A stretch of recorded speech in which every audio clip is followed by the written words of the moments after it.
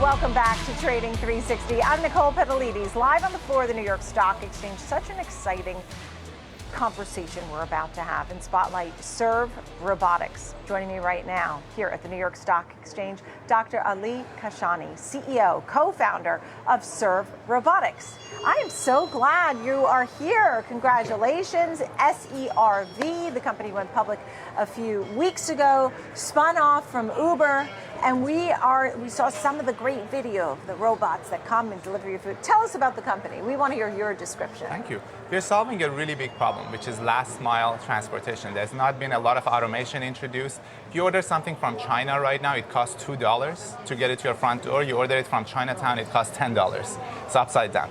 So this problem has to be solved. We are trying to make last mile more efficient. And so with that, I know you work with Postmates and Uber still, right? That's What right. is that relationship and why is that important? Well, Uber is one of our largest partners. They acquired Postmates. They're one of our largest partners and investors.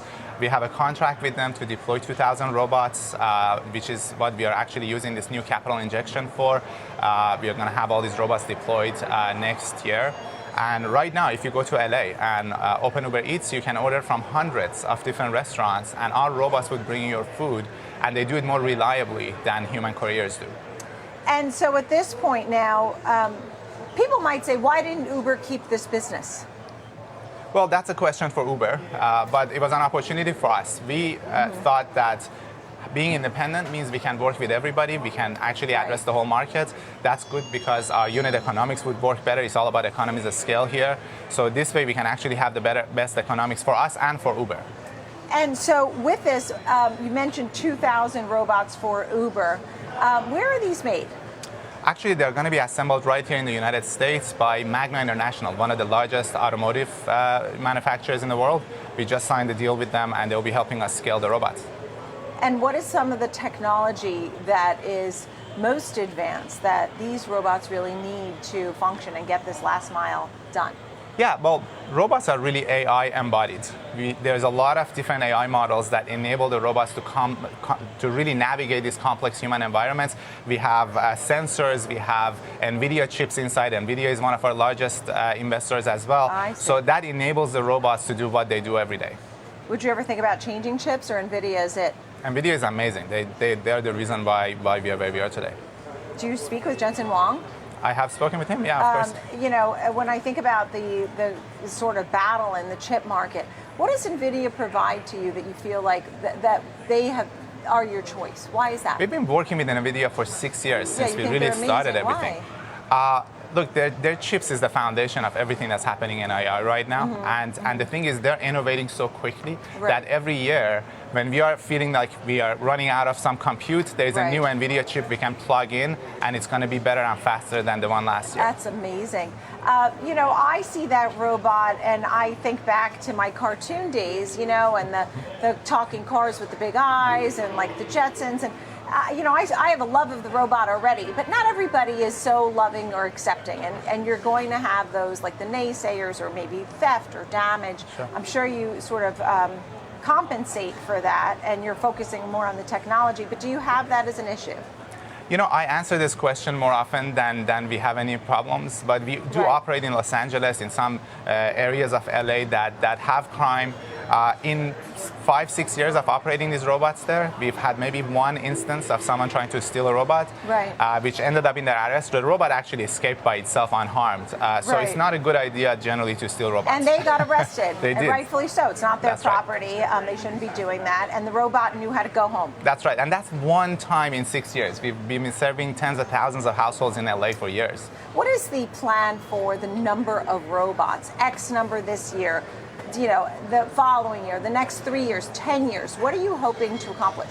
Well, I think we are going to need millions of robots. And remember, we are starting with food delivery, but there's a lot more. You can do pharmacy, you can do parcels, and it goes beyond delivery as a whole. The problem we are truly solving is helping robots navigate complex human environments. Right. In fact, part of our strategic partnership with Magna is they're now licensing our tech to build robots for themselves, for their own applications, because they also have things to do in environments that robots currently can't navigate, but our technology enables that. So I expect millions Serve of them. Robotics technology. That's right. Over at Magna, which is in the auto industry. I mean, what did you think of Tesla, for example, getting the okay for full self-driving in China, right? To have more autonomous driving or whatever. I think it's incredibly exciting. I mean, and this do you whole think space. that's the way it's supposed to go? I think everybody is. AI guy. I mean, yeah, absolutely. Look, what Elon is doing is really exciting, both with the robots and with the self-driving. I think we are going to see a lot more of that in the news. Waymo is doing great work. There's a number of companies pushing the envelope. Right. Yeah. Waymo uses LiDAR. You know, Tesla doesn't. I don't know. Do you use LiDAR? Do you need LiDAR? We do use. We only need one, and you know the cost has come down to something like 95% since we really started this project. It has come down. Yeah. That's good for you. I happen to get my PhD in LiDAR and computer vision. So this debate between Elon and everybody else, I was working on this years earlier. My thesis is for fleets like us, like Waymo, LiDAR makes sense. For consumer cars, it doesn't. Oh, so that's exactly what's happening, That's isn't right. it? That's right. Exactly, and you have a PhD in that, doctor. I love this. That being said, talk about the dollars and cents, because with this listing, with SERV, we can continue to follow the stock, and you have fresh capital. And you said part of that will be to get these robots up and running. I mean, if you have 2,000 for Uber, I don't know where you get to 1 million or something, but that's sort of a vague. Yeah. You know, in a year or 2 years, how many do you expect to have under the umbrella? There is infinite demand for them. We can't meet the demand. Everybody needs robots because they want to bring the cost down. Yeah. So it's just a matter of put the 2,000 out. By the way, these robots are not exclusive to Uber. They can work for 7-Eleven, who is a partner of ours. We've done pilots with Walmart and Pizza Hut. So it's just a way of getting our platform started, and then we'll be building more robots over time. Well, it certainly sounds like Uber would want you to have more deals. Absolutely. I mean, the more deals, the more they make, because they're you know, heavily invested in this company.